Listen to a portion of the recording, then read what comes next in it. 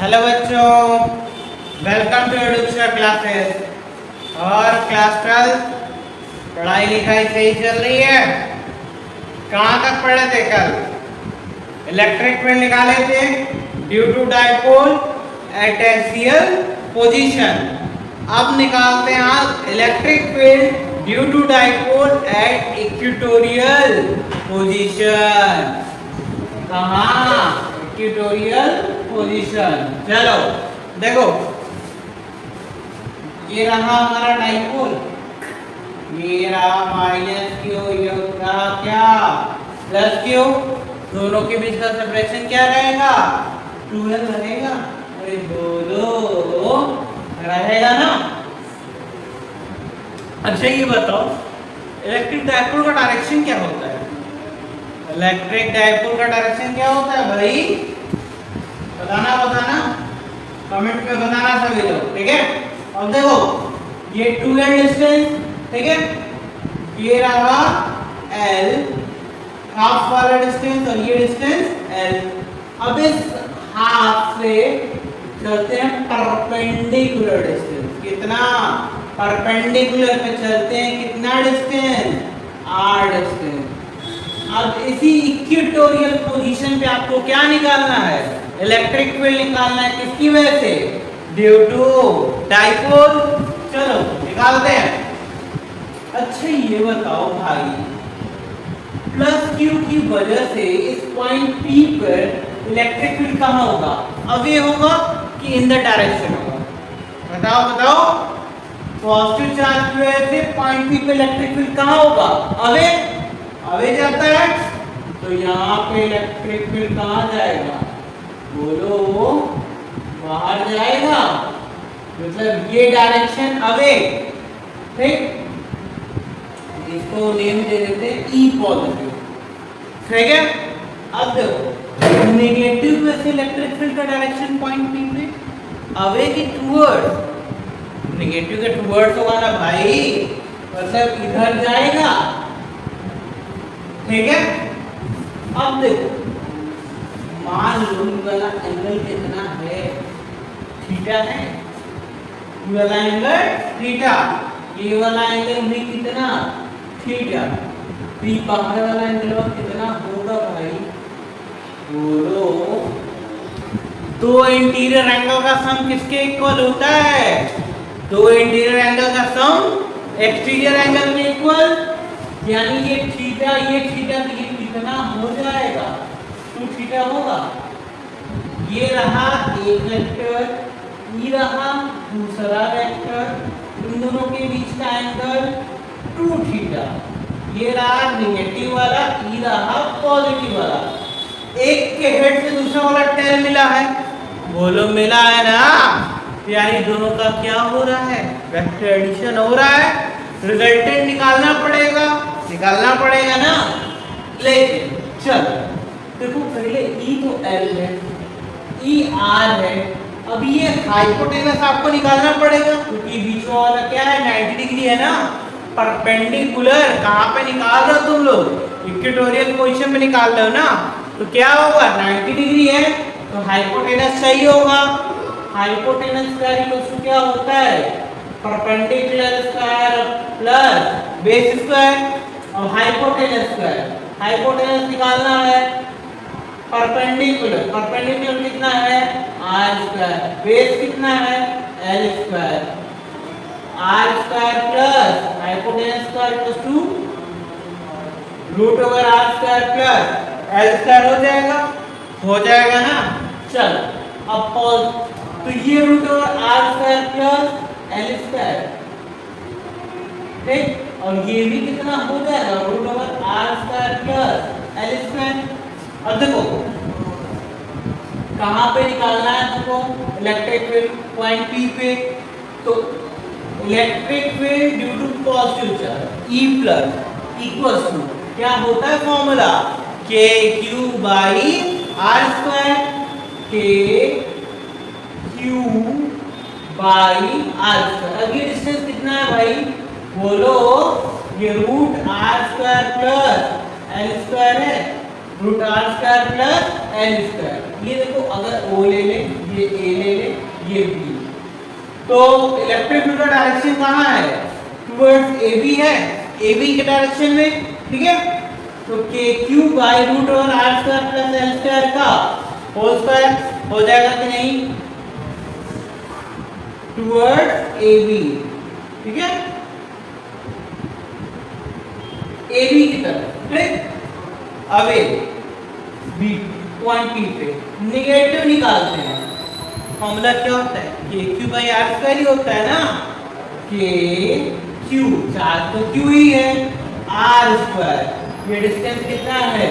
Root over R square plus L square का whole square. अब ये कहाँ है? इसका पॉइंट P से इधर की तरफ है, यानी PO पे है। अच्छा सॉरी, इसका नाम ऑलरेडी P रखा है भाई, तो AP लिख देते हैं ना, AP, और इसका PO, इसका PO की तरफ है, ठीक है। अब तो देखो ये पॉजिटिव वाला वेक्टर, ये नेगेटिव वाला, लेकिन दोनों की वैल्यू देखो सेम है। E प्लस किसके इक्वल है? E माइनस के इक्वल है। इसको किसके इक्वल अज्यूम कर लेते हैं? E के इक्वल अज्यूम कर लें। कोई कष्ट, कोई पीड़ा नहीं ना। चल अब देखो रिजल्टेंट निकालते हैं। रिजल्टेंट निकालने का फॉर्मूला याद है? क्लास 11th वाला नहीं याद है? भूल गए इतनी जल्दी? E equals to E plus का होल स्क्वायर, E माइनस का whole square, 2E plus E minus cos. अब इन दोनों के बीच का एंगल कितना है भाई? 2 थीटा है, तो cos 2 थीटा। अब देखो E रिजल्टेंट, तो E R equals to E plus की वैल्यू कितनी है? E square plus E square plus 2E square cos 2 theta. E square कितना हो जाएगा भाई? बोलो, E स्क्वायर कितना हो जाएगा? 2E स्क्वायर हो जाएगा। 2E square plus 2E square cos 2 theta. तो E R इक्वल्स टू क्या कॉमन आया? 2E स्क्वायर कॉमन ले ले तो क्या बचेगा? 1 प्लस cos 2 थीटा। चलो अब देखो 2E स्क्वायर का स्क्वायर रूट के बाहर जाएगा, रूट 2E, रूट में क्या आएगा? 1 प्लस cos 2 थीटा। मैथ्स वाले तो थोड़ा सा समझ लिए होंगे, बाय वाले देखो cos 2 थीटा का एक फॉर्मूला होता है बच्चा, cos square theta minus sin square theta. अब साइन के फॉर्म में सिर्फ चाहते हो तो 1 माइनस 2 sin स्क्वायर थीटा, और सिर्फ cos के फॉर्म में चाहते हो तो 2 cos स्क्वायर थीटा माइनस 1 होता है। अब देखो पुट करो इसमें, तो E R equals to root 2E 1 plus 2 cos square theta minus 1 होगा। प्लस 1 से माइनस 1 क्या हो जाएगा? कैंसिल। अब देखो रूट 2E और root into root 2 cos theta, root 2 क्या हो जाएगा भाई? 2E cos theta. ये क्या आ गया? रिजल्टेंट। अब हम फंस गए, ये cos थीटा चाहिए होगा। ये वाला ट्रायंगलवा देख रहे हो? अरे ये वाला ट्रायंगलवा देख रहे हो? इसका नाम OPQ रख लो। ट्रायंगल OPQ में देखो, ट्रायंगल OPQ, देखो ये triangle OPQ, triangle OPQ cos theta equals to क्या होता है? Base upon hypotenuse. तो cos theta equals to base, base कितना है? L, हाइपोटेनस कितना है? Root R square plus L square है। अभी इस cos थीटा की वैल्यूज में पुट कर दो, E R equals to 2 into E की वैल्यू कितनी है भाई? E किसके इक्वल है? E प्लस के या E माइनस के, और दोनों वैल्यू सेम है ना, तो कितना है? के क्यू बाई रूट में R square plus L square का होल स्क्वायर, तो whole square square root cut जाएगा, क्या बचेगा R square plus L square into cos theta की वैल्यू कितनी है L by root over R square plus L square है। अब देखो q into 2l, q into 2l क्या बनेगा p, क्लास याद है के पी। अब देखो यहाँ पे देखो R square plus L square power 1 है और यहाँ पे रूट लगा है, तो रूट की वैल्यू क्या होती है 1/2, तो ये क्या हो जाएगा R square plus L square के पावर में 1/2 प्लस 1 हो जाएगा, ठीक। अब देखो R square plus L square power 1/2 कितना आएगा E R equals to K P R square plus L square के पावर 1 प्लस 1/2 कितना आता है 3/2। अब देखो आर जो है ना एल के कंपैरिजन में बहुत बड़ा है, एक ये फॉर्मूला हो गया हमारा, ठीक है।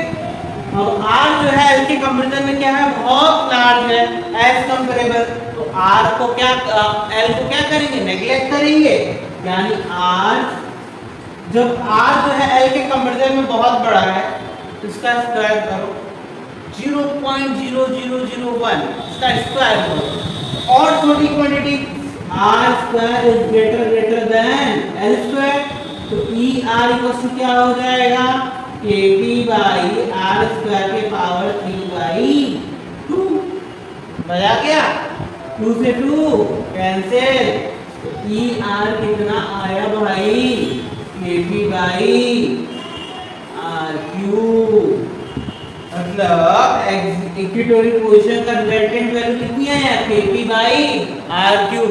समझ में आया, नोट कर लो।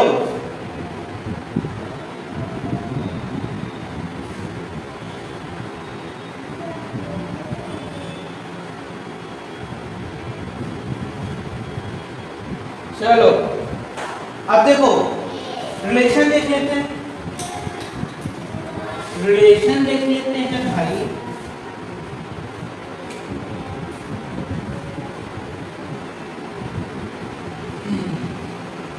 देखो